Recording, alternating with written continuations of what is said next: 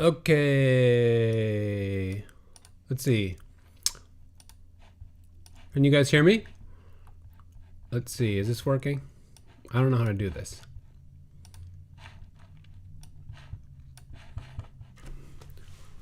How's it going, guys? You hear me loud and clear. Excellent. Awesome. Thank you for coming to hang out with me and listen to me blab about composer stuff. I posted an outline of the stuff I'm going to talk about in the comments. There's a PDF if you want to download it. I'll probably be playing with my hair a lot throughout and worrying about the way I look. We'll try to get through the whole outline, but we'll see how it goes. And what was I going to say? If we don't get through it all in like a timely manner, we can do it. We can continue in part 2 or something. Anyways, I'll try to go through it quick. So my name, if you don't know who I am, my name is Breeck. I'm a composer. I've done some projects I've worked on are Gravity Falls, We Bear Bears, Glitch Techs, Voltron Legendary Defender for DreamWorks, Netflix, Fanboy and Chum Chum. Let me see. Let me look at my IMDb page. I'm working on the new Smurfs series that'll be on Nickelodeon right now. I did a show called Pickle and Peanut for Disney, a show called Awkward for MTV, Randy Cunningham, 9th Grade Ninja for Disney. I'm from season 2, I'll be the composer on the show Owl House for Disney. So that's some of the stuff I've done. I'm a composer and a songwriter. So today I want to talk about kind of how I got into this stuff. And some suggestions for people who are interested in doing this and aspiring composers and stuff, because it is a tricky field to get into, and I get a lot of aspiring composers sending me messages. So I thought, let's just put it all on a video and figure it out. I'll try to get through the outline as quick as I can, and then take some questions. We'll see how it goes. Anyway, so my background is I started as a drummer in 5th grade, 10 years old, doing percussion in school band. Soon after that, I started playing drums. I played in like rock bands and stuff in throughout school. Then, because I didn't know what else to do, I went to college for music. I went to school called University of Denver in Colorado. I started as a jazz drummer and percussionist. I soon realized that there's no way I was ever going to be good enough at those things to have a career or whatever, or make an impact. So somewhere along the way, I got really interested in weird music, basically, like 20th century music, experimental music, and composition. So I switched to composition. I finished with a BFA, a Bachelor of Fine Arts in jazz composition, because that was, I don't know why it was jazz. I think it was just because those are the credits I had. And after that, I went to this school called CalArts, California Institute of the Arts, which is like kind of north of Los Angeles. And I chose that school because it has kind of a really cool history of experimental music.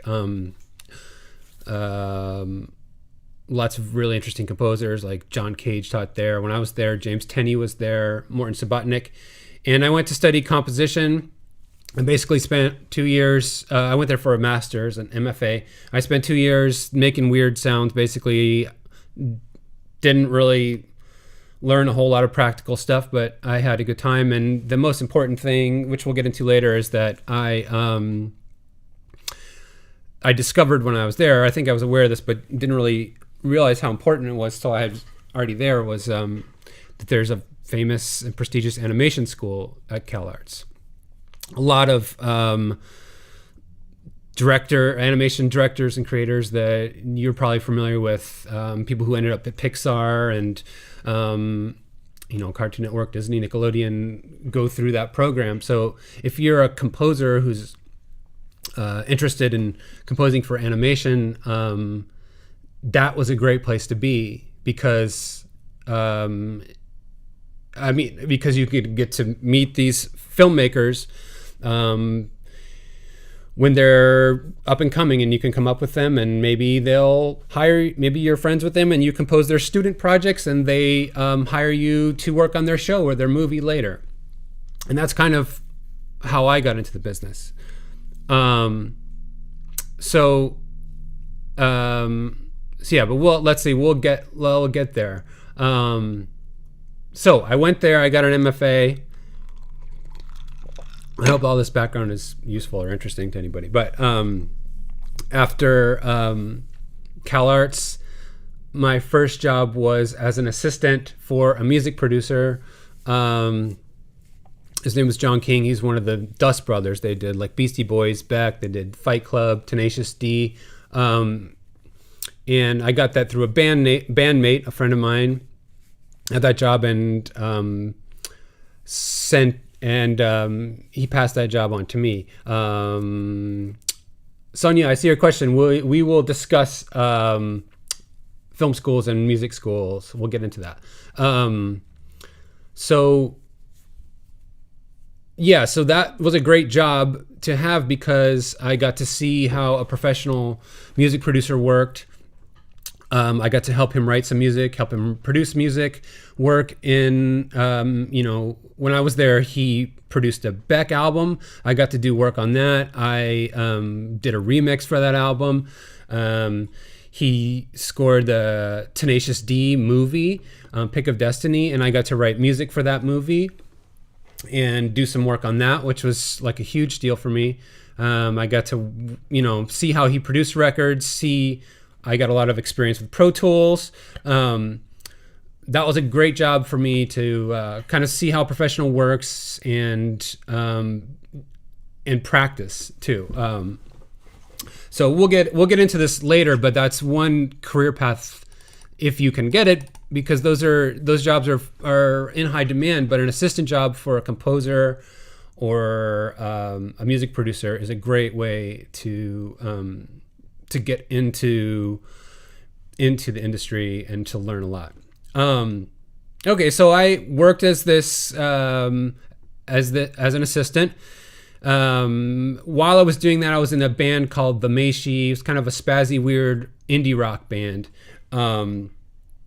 And we released several records and we toured around and stuff. Again, this is something we'll get into, but if you're not already working on your own music projects, you should be. The Meishi, like the band I was in, was definitely helpful for me in getting work. I got Gravity Falls basically because of that band, because Mike Rianda, who worked on that show with Alex, knew my band. I had pitched for Gravity Falls and didn't get the job. They still hadn't found what they were looking for. Mike, having known my band, went to my website and found a piece of music he liked, and that kind of gave me a second shot. So if I wasn't in that band and didn't have that on my website, I wouldn't have gotten Gravity Falls. So so it's just like another angle of developing your creativity, and you never know, your own personal music project could take off, and that could be the thing that gets you work in the future. Anyways, it doesn't have to be a band. It could be just you making music and releasing it on YouTube, or releasing albums on Spotify or whatever. Make your own music. So I was in that band, after, concurrently, after I left my assistant job, I worked making music for commercials at a company called Mophonics. This was like, so this is, I was hired, I was on salary as a composer, basically. Like, how did I get that job? A friend of mine knew someone who worked there. I had a lot of music I'd made. None of it was very good in retrospect, but I had a bunch of music that I would just give to people every once in a while. I'd be like, hey, this is, here's some music. This is what I'm trying to do. I want to be a composer. I want to be a music producer. Here's the stuff I've made. And in this case, they thought that music was good enough that they hired me as a salary composer. So my job there was just, every week commercial jobs would come in, like whatever, Charmin commercial or something, iPhone commercial. And these jobs would go out to, lots of, there's tons of these commercial music houses, especially in Los Angeles, but all over. And, they get these requests for music for different commercials or, all kinds of stuff. And you're kind of just competing with lots of other composers for these jobs. So that was a really good experience for me because I had to write any kind of music that was requested, any style that was requested, and had to write it very quickly, and it had to be, produced well enough that it could be in a commercial or something like that. So you learn to write really fast. You learn to take direction, how to take notes from people. And then after I worked there for a couple years, or 2 or 3 years, I think, and it's when I got into animation. And how did I get into animation? Well, let me take a drink. I'll try to keep a track of your questions here and get to them as we get through some of this stuff. So this goes back to my CalArts thing. My first job was at Nickelodeon. It was a show called Fanboy and Chum Chum for Eric Robles, who also created glitch text for Nickelodeon and Netflix. I'm sorry if I'm talking really fast. I'll try to talk at a normal speed, but my mouth goes fast. Nikki Yang, who you may know as Bebo from Adventure Time, was a friend of my wife. I met my wife at CalArts. She was in the animation program. She was friends with Nikki Yang, who at that time was making some short films for Nickelodeon and Frederator. Nikki asked me to score one of her films because she knew my music a little bit and was friends with my wife and knew me. So I did the 2 shorts for her at Nickelodeon. And when I was there one day, I saw some artwork for, she's Candy in Gravity Falls. You're right. I saw some artwork for Fanboy and Chum Chum, which they were developing. And I said, that show looks really cool. Do you have a composer yet? And they were like, no, we're working, we're accepting pitches for the theme song soon. So I asked if I could pitch for it. That was a huge lesson for me too, because just asking someone like that, like to me, it was really intimidating to even be at Nickelodeon and talking to like an executive or someone. And it seemed really crazy for me to ask something like that, like, ooh, that show looks cool. Can I work on that, or can I pitch? It seemed insane to me. It's like, I don't know, but it worked. So the lesson there is like, if you're trying to be a composer or trying to be whatever you want to be, it's helpful to ask. You never know what's going to happen. If she had said, no, sorry, whatever. So she let me pitch for Fanboy and Chum Chum and for the theme song. And I ended up winning that, which seemed insane again at the time. Like, I couldn't believe it. And then because I won that, they let me pitch for the composer job, and I won that as well, which again was like, I can't believe this is happening. I'm not a real composer. This is awesome. So that's how I got in at Nickelodeon. Because I had that one show, I was able to get a manager we can talk about that later. Like, do you need a manager? Actually, let me write that.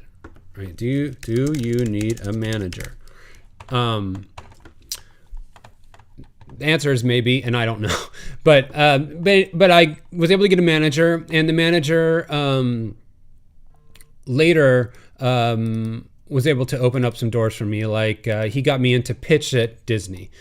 That's the thing. Sometimes these people, like a manager or someone, they can open up doors for you, but you still have to be able to deliver the goods. You have to be able to write music on demand. You need to be able to write quickly and be able to deliver on time. And that's not to say that I was like necessarily like super prepared or ready when I got started in my career. Like I had a lot to learn. Like doing that first show was really challenging. There weren't the amount of sample libraries and stuff that we have now weren't really available then. So like creating a score in the computer that sounds like professionally recorded and produced, it's still very challenging, but then I think it was even more, it was more difficult. But I kind of learned as I went. Fanboy was my first show. Another lesson to take from this period, like another show that I got during this period was called Awkward for MTV. It's a live action kind of teen comedy drama, which went for like 5 seasons. It was a really good job. But I got that show because a friend worked at MTV and she knew I was a composer, and I, told her I'd love to work on an MTV show or something as a composer. And she introduced me to the music person at MTV, and I met with them, and they didn't really have anything for me. They liked to hear my music and stuff, but it wasn't that fruitful. But I bugged them over and over again over the course of a couple of years, and eventually a project came along, this Awkward project, and they let me pitch for it. So they let me like send them some music, and it's like a test, a pitch. And I ended up getting that, which again was shocking. So that was my second show. And then, so now I have these 2 shows, and I have a manager, and the manager has gotten me, had contacted Disney, the people at music department at Disney, and told them about me. And 2 shows came up at the same time where they wanted someone to pitch. It was Gravity Falls and Randy Cunningham, 9th Grade Ninja. And I pitched the theme song for both of those shows. And I ended up winning the Randy Cunningham one and getting that composer job. And at the same time, the Gravity Falls one happened, and I got that and the composer job. So that was kind of insane having those 2 at the same time. And I was still doing Fanboy and Chum Chum and Awkward. So I had a few years in there that were very crazy. But yeah, and then let's see, I'll just go through a couple other things to see kind of to illustrate how my career has built. While I was working on Gravity Falls, throughout this time also, I was also pitching for a lot of stuff.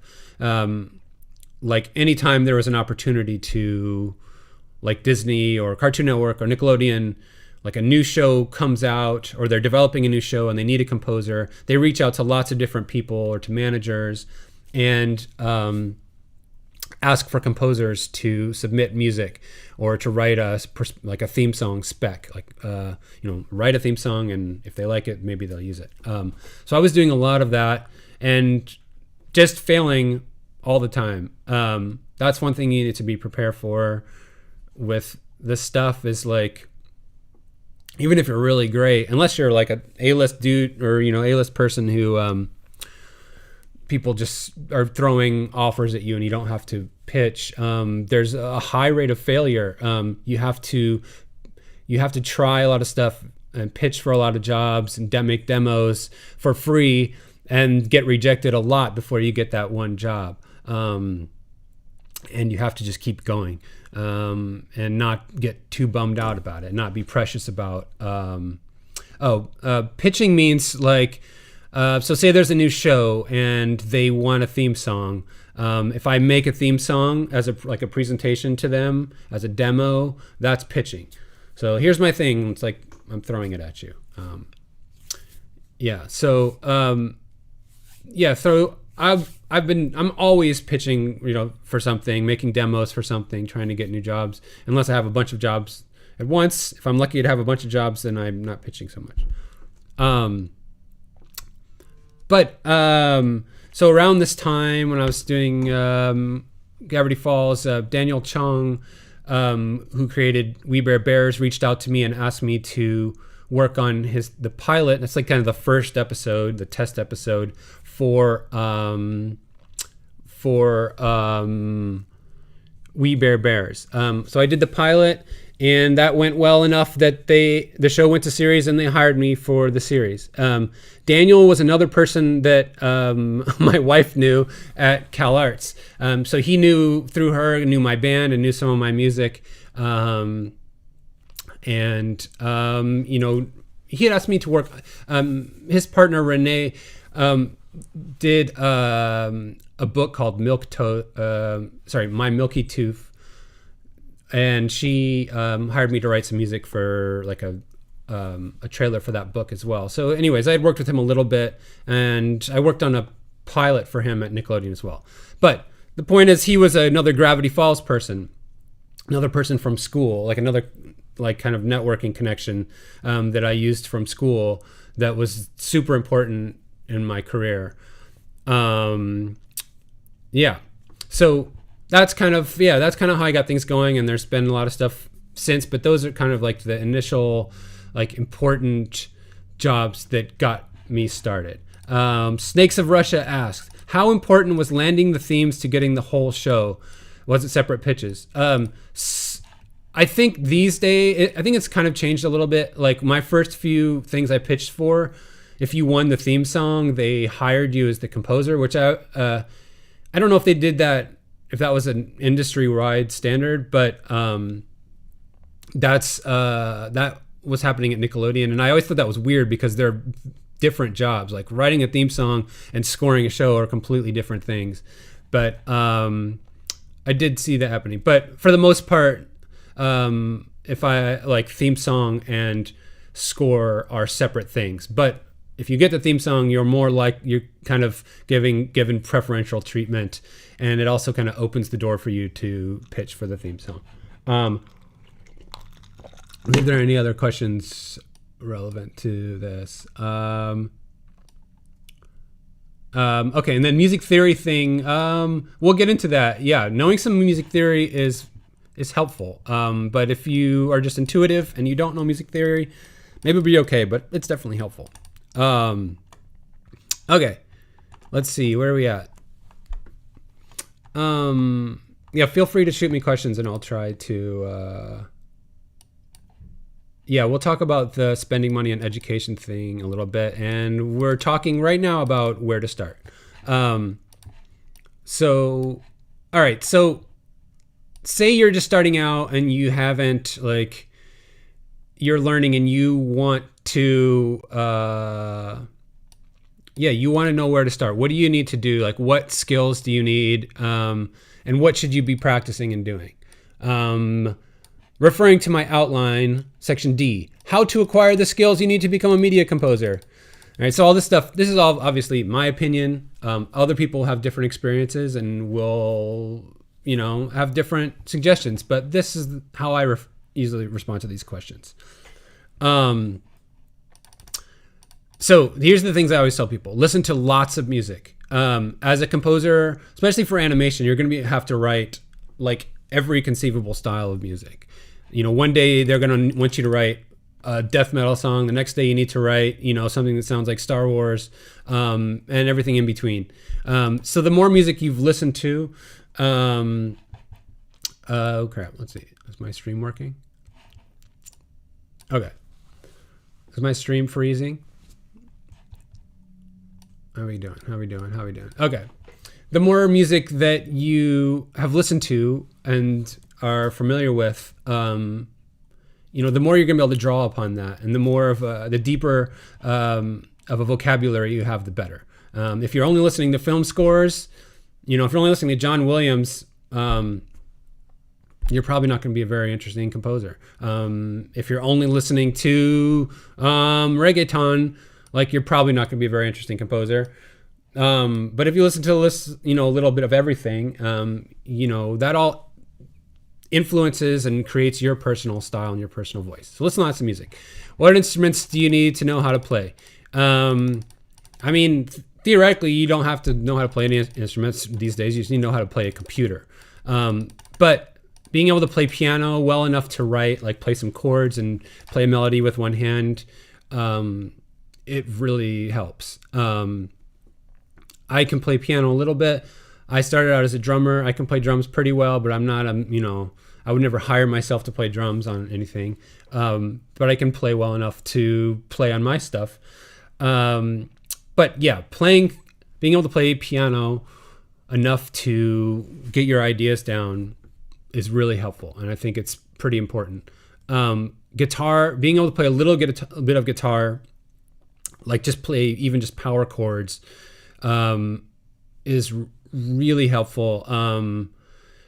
Because again, like as a composer for animation, especially, like you're going to have to do some kind of rock song, and you're going to have to play guitar. And if you can't play it, you have to use samples, which isn't always great for guitar, but it can be fine. Or you're going to have to hire a guitarist. So if you can just play some chords and get the idea down, it's going to go a lot faster, and it's going to be in your voice. Let's see. Anything else is a bonus, but I feel like the more instruments you are familiar with and can play, the better. It's just going to give you more tools and a broader vocabulary. Someone asks, you pitched the Star versus the Forces of Evil theme song. Why didn't they compose for the rest of the show? I think they had already hired Brian H. Kim as the composer before I pitched for the theme songs. I think they were already in production, but I don't remember exactly. Like I said previously, like the composer and theme song are often separate. Like We Bare Birds, I was the composer, but I didn't write the theme song. I pitched for it, but mine didn't get chosen. And Voltron Legendary Defender, I just did the score. And let's see, any others? Okay. Are there any social networking platforms, as you know about, where filmmakers, sound designers, and composers meet each other? Not to my knowledge. I bet there are, but I'm not familiar with what they are. I'll talk about that later a little bit when we talk about school and stuff like that.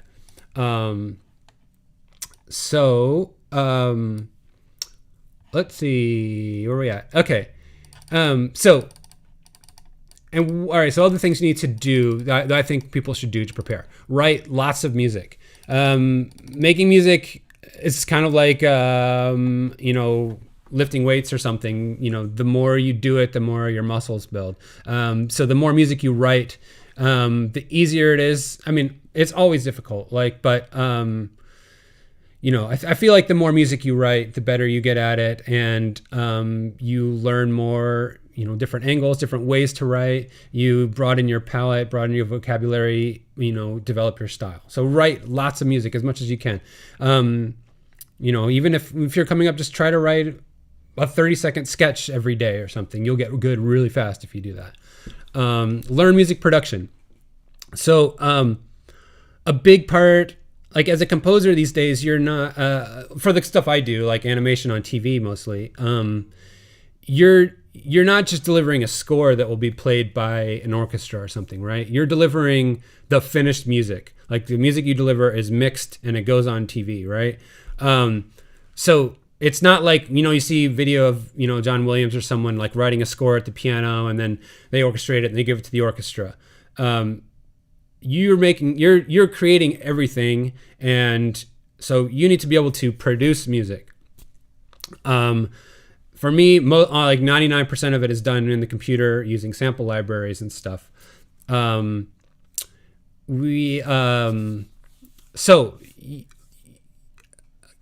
music production. Learn how to make things sound good. It's not good enough to just be able to write a great melody and, accompany it with some orchestral color.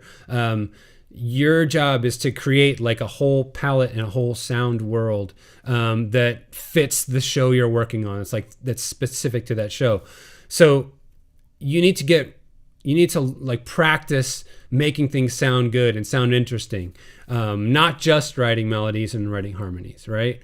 Think about like, is this a good sound? Is this a bad sound for this particular melody? Why doesn't this sound as cool as this Danny Elfman score? Like, how come his sounds really beautiful and lush, and mine, I'm using, like, maybe I'm trying to, do something like his thing, but mine doesn't sound as good as his. Why is that?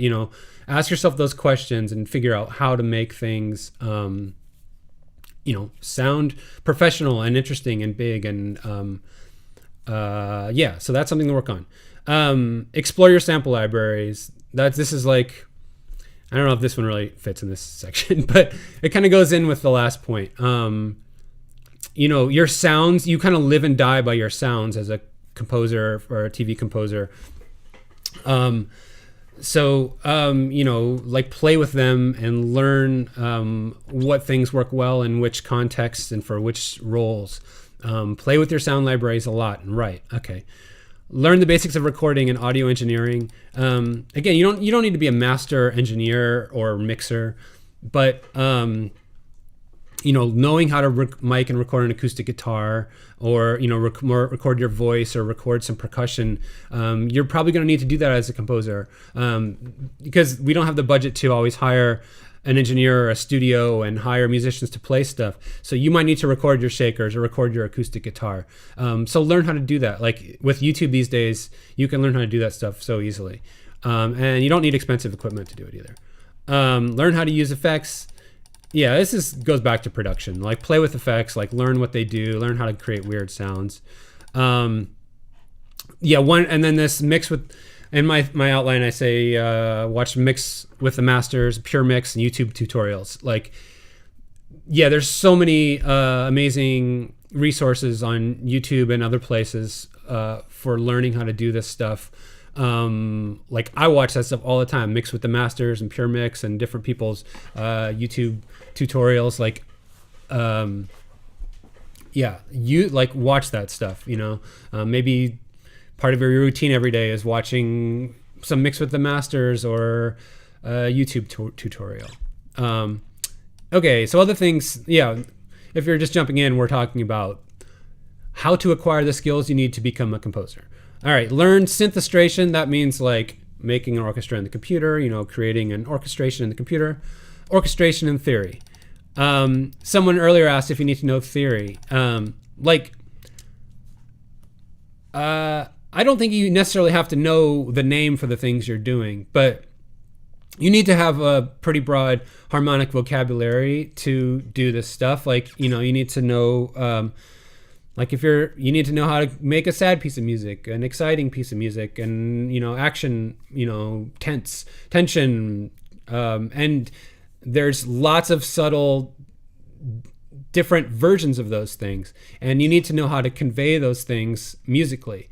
And learning theory gives you more tools to do those things. Like, different modes and scales have different practical applications for scoring. Like, the octatonic scale is really great for writing an action stuff, that was one thing when I learned that scale. It was like, I still use it all the time because it's just so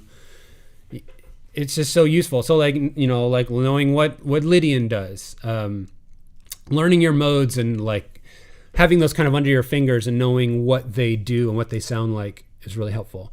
Orchestration, that's like learning which instruments in the orchestra sound good together and how to build, how to create different orchestral effects and orchestral colors, and how to make things big, how to make things sound, beautiful and sad. And that's a hugely important thing, but you don't necessarily need to study.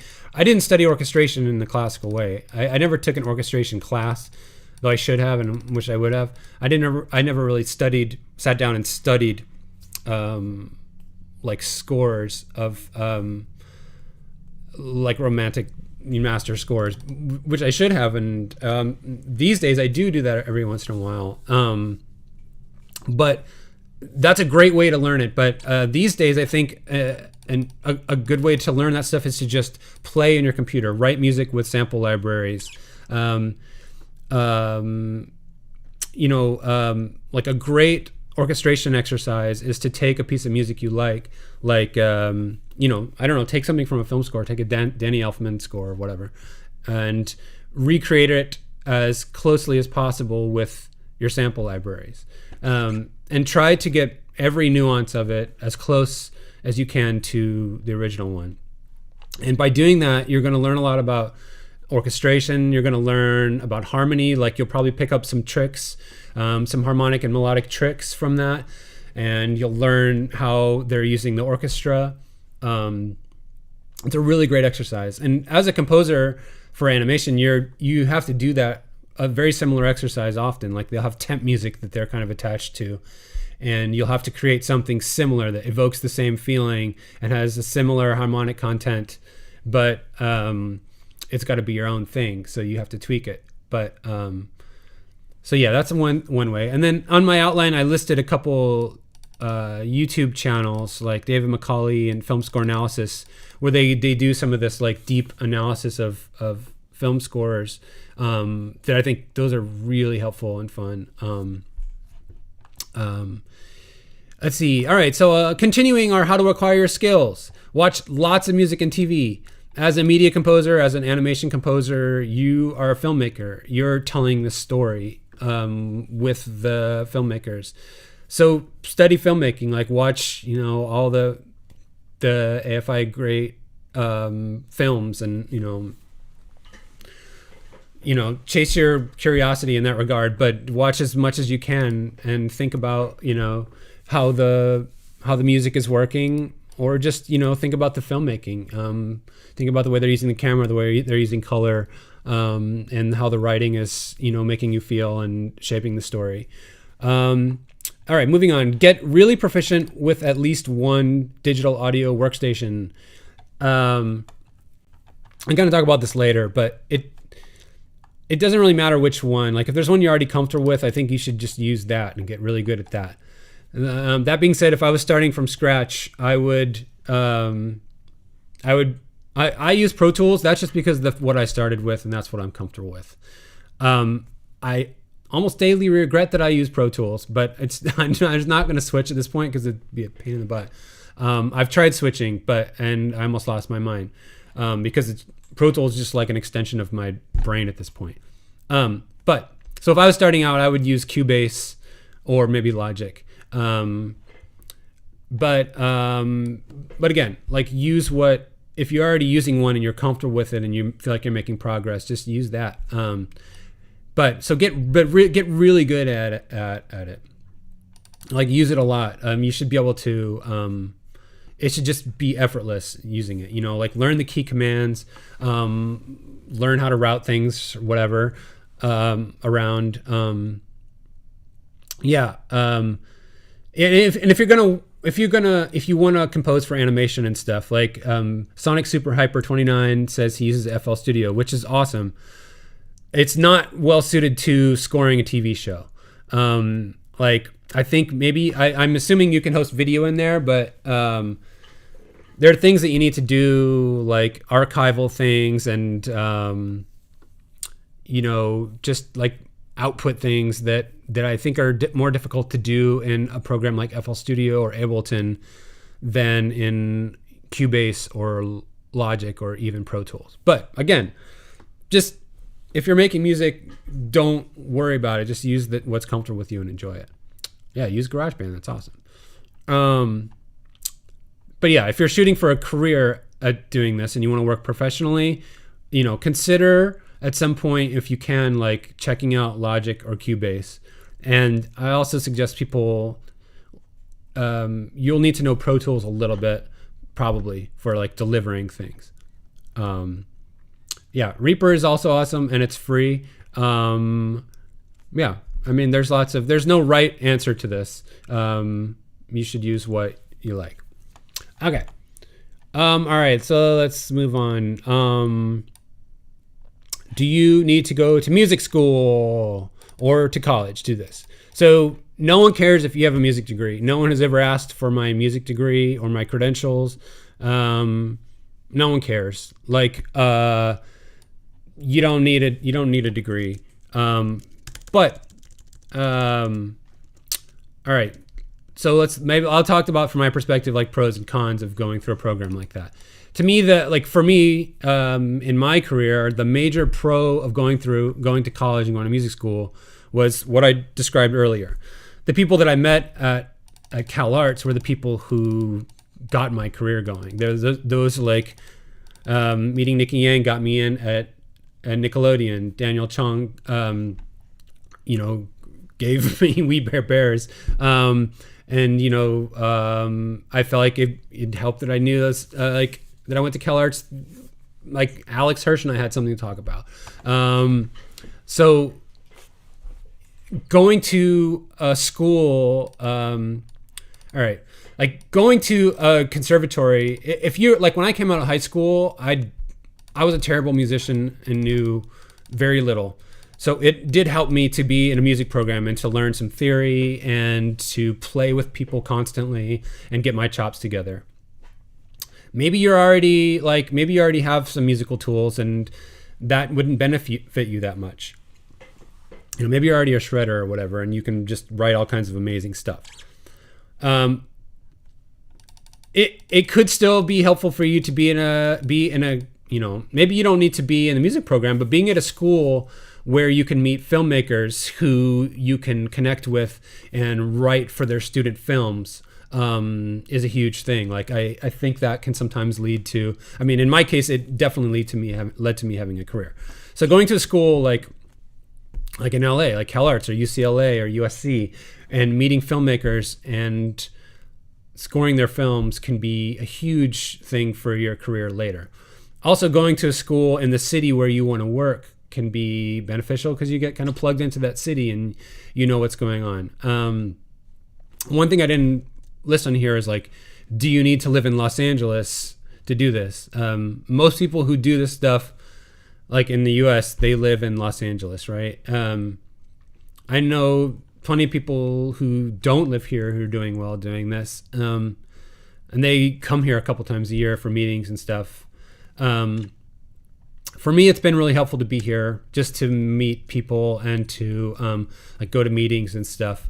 And these days, since none of us can actually meet in person anyway, they're obviously you probably don't need to live here at all. So yeah, I don't know the answer to that question. Like, do you need to live in Los Angeles? Is it helpful to live in Los Angeles? I suspect that it probably, once COVID goes away, it is still to your benefit to be in the city where they make the stuff you want to do. But I could be wrong that way. I don't know. Okay, let's see. Cons of going to college, right? It's pretty obvious, right? It's expensive.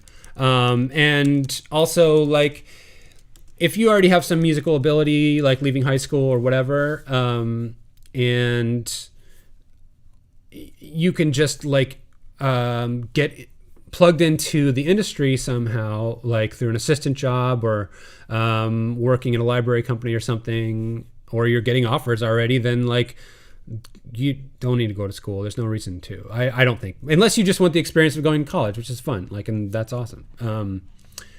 Yeah, so I don't know. All right, I can talk about the do you mean a manager thing real quick. Again, I think it just depends on where you're at. I don't know if I have a good answer. I think, for me, I got my first job, like I said, through personal connections, and then my manager helped introduce me to other people, and it was really important to me.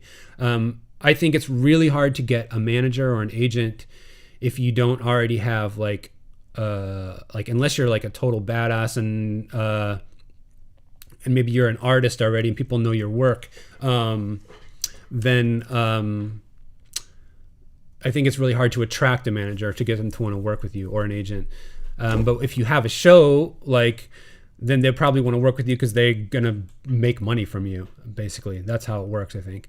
But yes, getting a manager or an agent can really help. Back to our previous thing, would you recommend moving across the USA to go to CalArts, or should I stay in Wisconsin?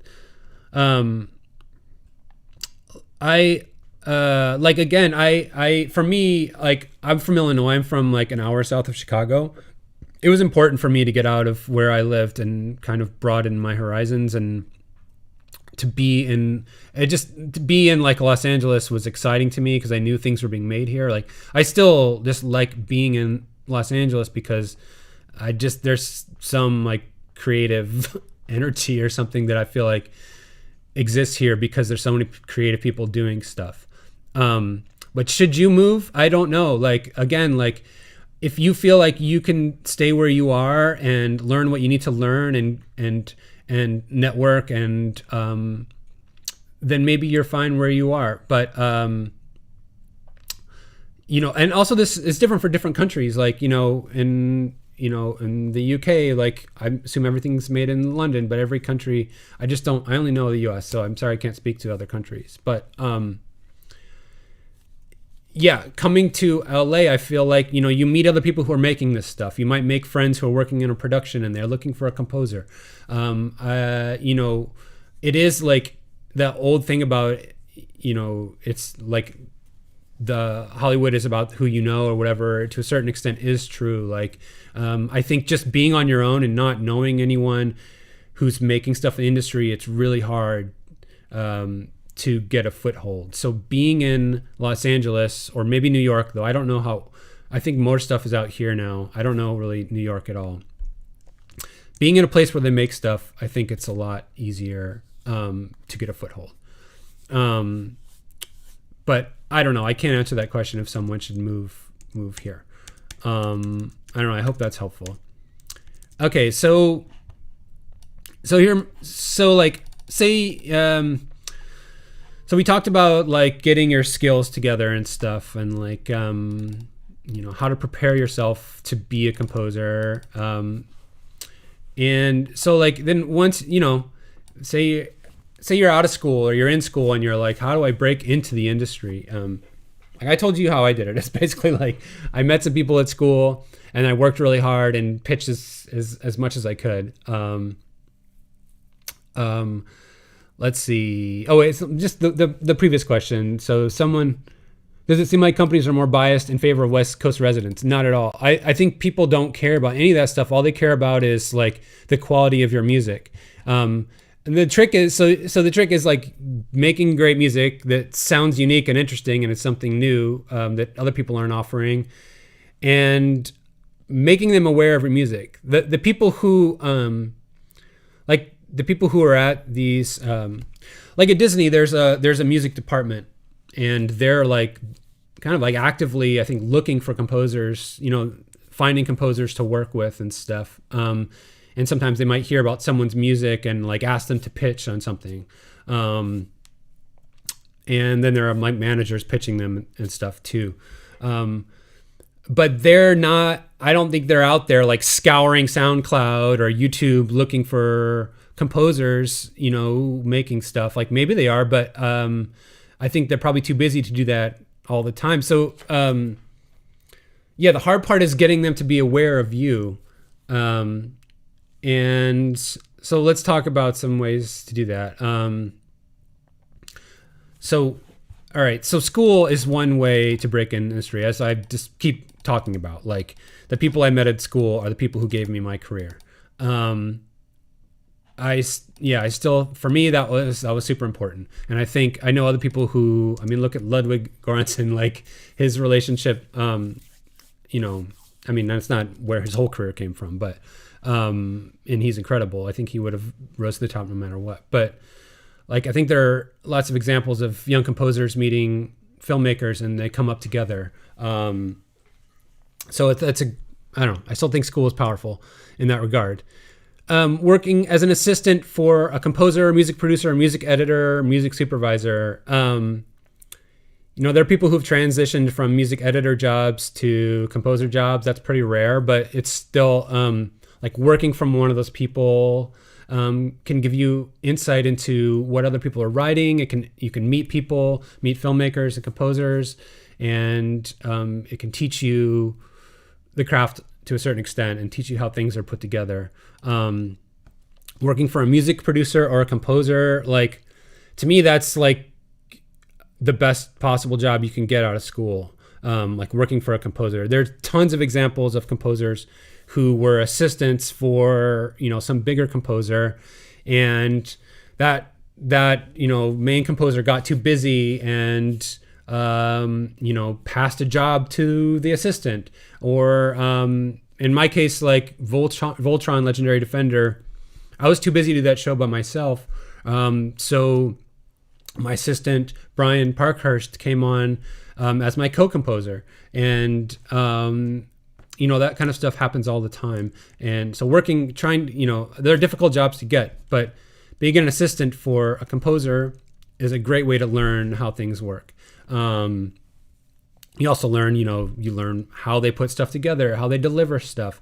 You learn how they set up their template, and it's just a great way. I think you learn more as an assistant. I think you learn way more as an assistant to a composer than you would learn in any music school. I mean, I learned so much more as my job as an assistant to a music producer than I learned in music school, at least in terms of the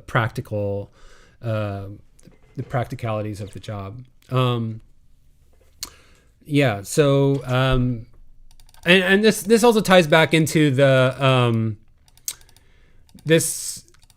home dubbing studios. I'm reading your questions, but I'm trying to get through all this stuff. I'll go back and check out questions after I get through some of this stuff. What was I saying? Where are we at? Let's see. Okay. So like other ways in, so again, like, so another way to kind of get noticed and to get your career going is to, make your own music, like be in a band or make albums of the music you've created and releasing those, and maybe those get noticed and help you take off. So like, as I said before, like the music I made with my band helped me in some regards. Like it helped me get the Gravity Falls job. If I hadn't had that background with my band, like I think some of the work that I've gotten, I wouldn't have gotten. And also like just making your own music is a great way for you to develop your skills. And, I think you should be making your own music, no matter what. And hopefully you can, make your music to the point that you think it's releasable and get it out into the world. And maybe that can be your calling card.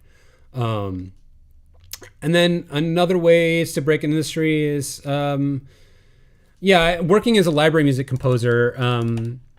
I don't know a lot about that world, but I know quite a few composers who, it seems like to be a good outlet for a composer. It's a good way to make a living writing stuff, and creating, getting royalties. Maybe it's a great job in and of itself, but also maybe do that while you're kind of networking and working towards getting maybe some of these TV jobs or whatever. And then alternate career paths, like other things to pursue while you're trying to get your composer career going, is like music for commercials, as we talked before. That involves like probably sending your reels to like a commercial music house. Do a Google search for music jingle companies that make music for commercials, and send them your reel. Try to get in touch. Maybe just try to get a non-composer job there that could lead to being a composer. Again, working on library music. Also maybe making samples in loop libraries is something you could do. But yeah, I don't know. So that's a bunch of stuff. Let's see. Let's just quickly, we could talk about, let me look at some questions and I'll carry on. Let's see.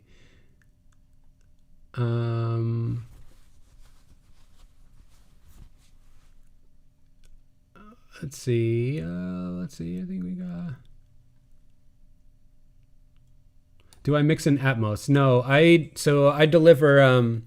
Might do a different a different video and talk about some of the more specific stuff. Like I'm just focused on career stuff in this video, but we just deliver stereo mixes for our stuff.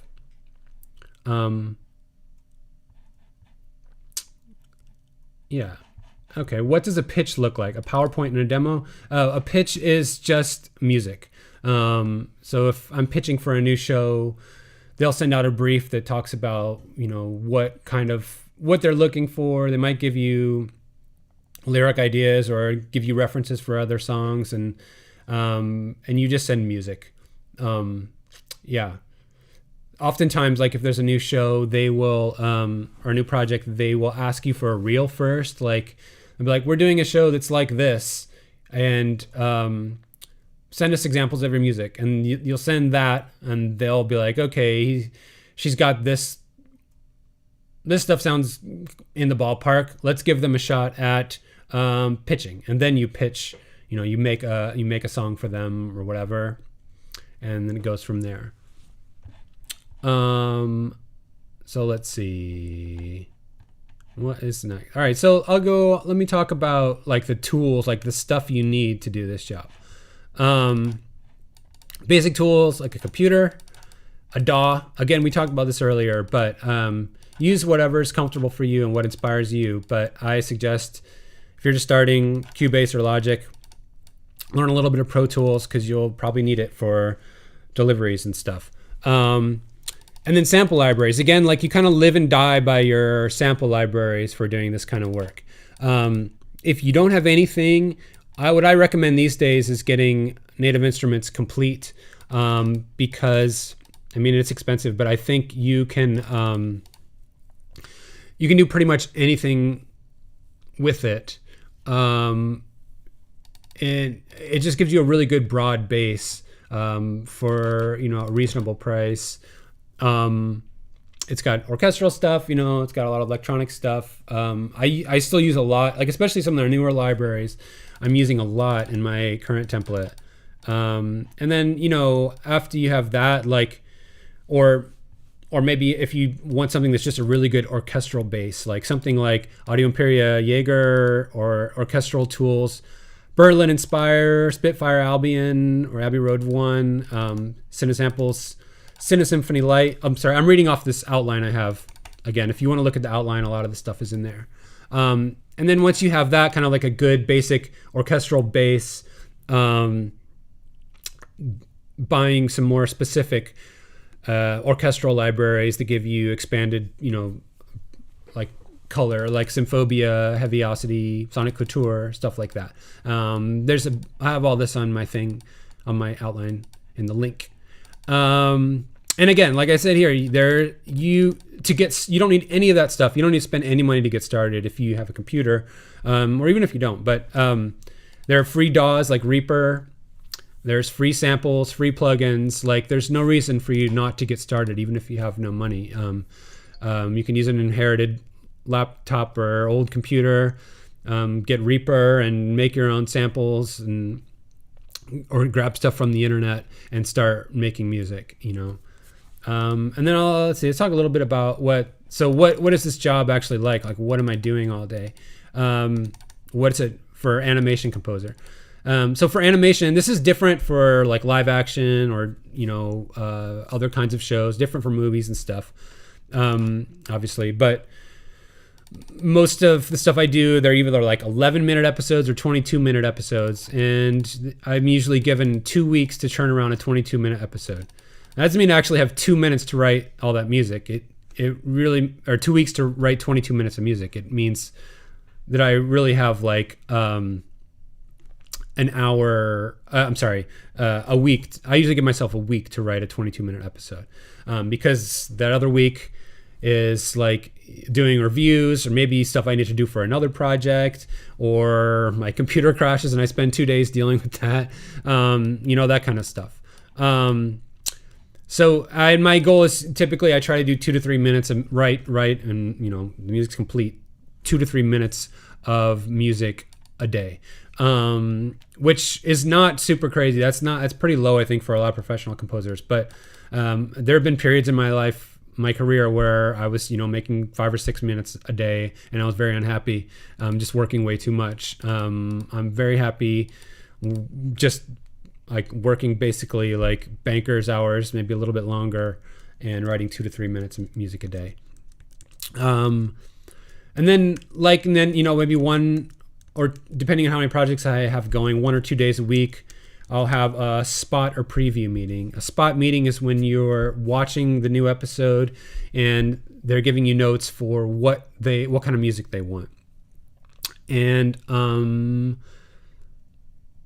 that's a spot meeting. And then preview meeting, they're listening to the music you did for the previous episode and giving you notes. So that's part of your day to day.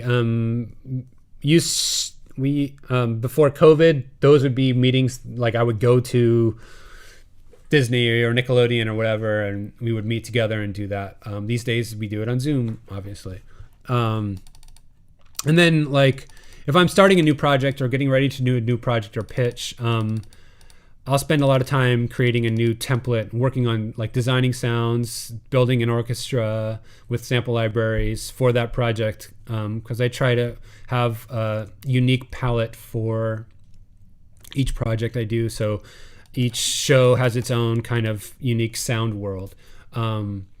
So yeah, that's something that can be time consuming, but once you get the project going, I'm doing almost no sound design once I'm like deep in a project, because there's no time for me. I can't keep up with the writing I have to do and be thinking about the sounds all the time. Like my palette is set up so I can kind of mix and match sounds and write quickly, as opposed to thinking about sound design from the ground up, every time I start a new episode.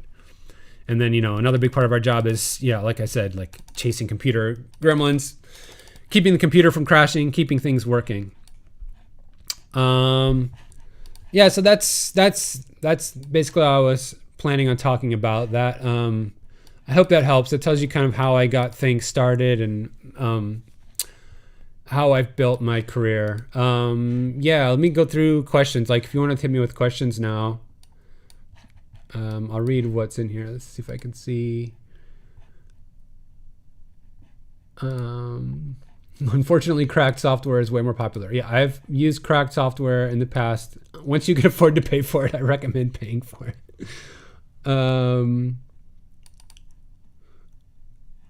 Let's see. Do you get permission to upload? Let's see. This is kind of a separate thing.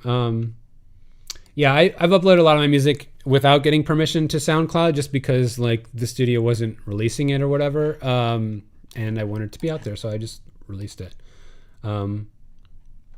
My favorite color is probably green.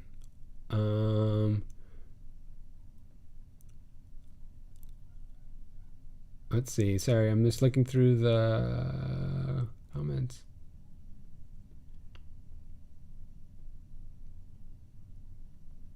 Do I have to be in a band just to get recognized? Again, I don't know. I think being in a band, or it doesn't have to be a band, it could just be your own music that you make, and releasing it can be a good way to maybe get recognized. But you don't have to. Like, I know a lot of composers who were not in bands; they were just composers.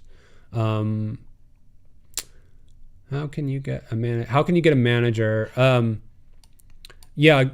I don't know, to be honest. Like, I think the managers come to you for the most part, and from what, like, it's kind of one of those things, like it's kind of a turnoff for you to ask them. But if you have amazing music, and you have a good reel, and you could find look on the internet, try to find contact information for a manager and send them your reel. But I think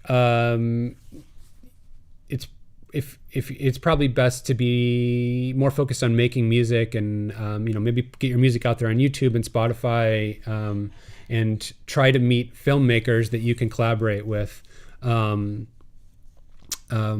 than doing that. And another person asked about networking with filmmakers, which I've talked about a lot, but I think that's a really important thing. Like, applying to things like the Sundance, Composer Lab and stuff like that, where I think that maybe they connect you with filmmakers, or going to the website, or contacting people at film programs and saying, I'm a composer, do you have any filmmaker students who need music for their film? Or even going to a school, like go to the film school in your town, if there is one, and put up a sign that says you're a composer, or, try to, scour around on Instagram and look for people who are filmmakers and send them your music. Anything you can do to start like collaborating with filmmakers, I think is going to help you, go in the direction of being a composer for TV or media, or making your own films and scoring those and putting those online.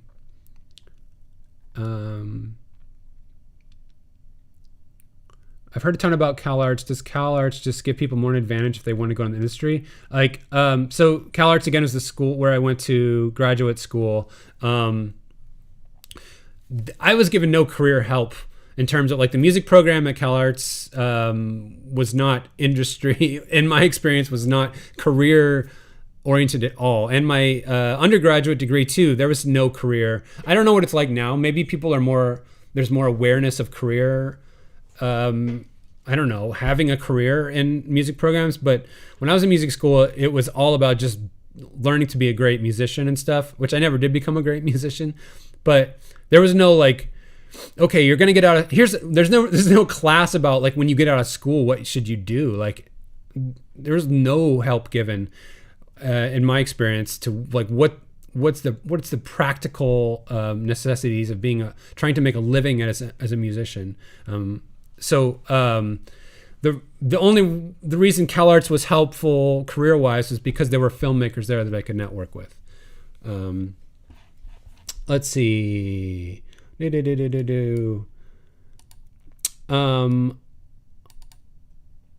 What does Disney music? Do they use real instruments? The stuff I work, I'm mostly using sample libraries and stuff. Some just because of the budgets and the time constraints for the projects I'm working on, it's like 99% sample libraries, and sometimes like my synths, and I'll play guitar and stuff. But there's just no time or budget for me to like hire an orchestra or something like that.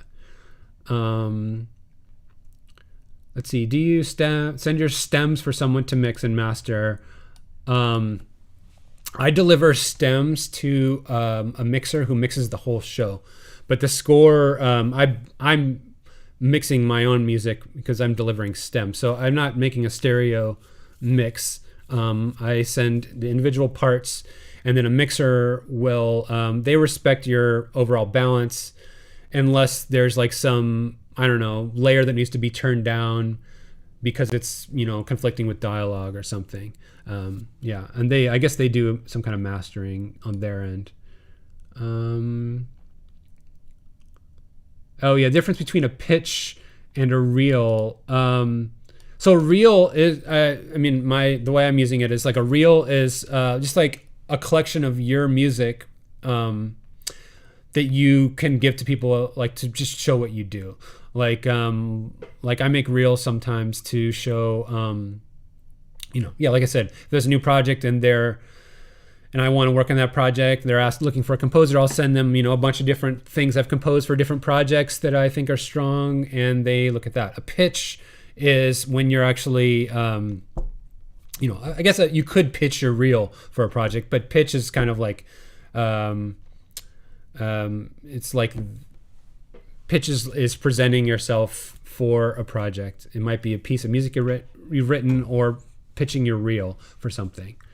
What's the hardest thing to do when you make music? Sometimes it's just getting started. It's like forcing yourself to write the first note or the first little part so you aren't afraid to get started, or just to get the ball rolling. For me, a lot of times it's just getting started is the hardest thing. And Sonia asked about composer rights, publishing rights, and mechanical license. Yeah, this video, I'll have to get into that to some other time. That's something that, you'll yeah, I don't think I'm the right person to really expound on that. Let's see. All right. Obscure-ish sample libraries. Let's see.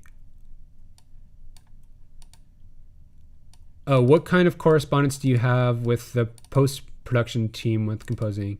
Not a lot. Like for the stuff I work on, there's not a lot. There's not really any back and forth. It's usually just like I deliver my stems, and if there's a problem with the stems, they ask me for they ask me for more, ask me for something. But yeah, for the stuff I work on, there's not a lot of back and forth. Someone keeps asking me where Daniel lives, and I don't think I should answer that question. Okay. Yeah. Oh, it's obscure sample libraries. I don't know if I can think of any obscure ones. Like, I like.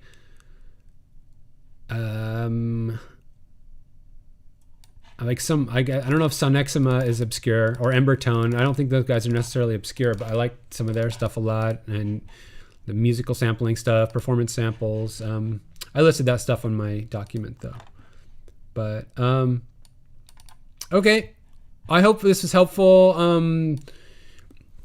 Feel free to send more comments. Comment below this video with more questions, and I'll do my best to answer them. Okay, let's see. Any other questions real quick? Okay. Thanks, guys. I hope you enjoyed this. Have a nice day. Bye.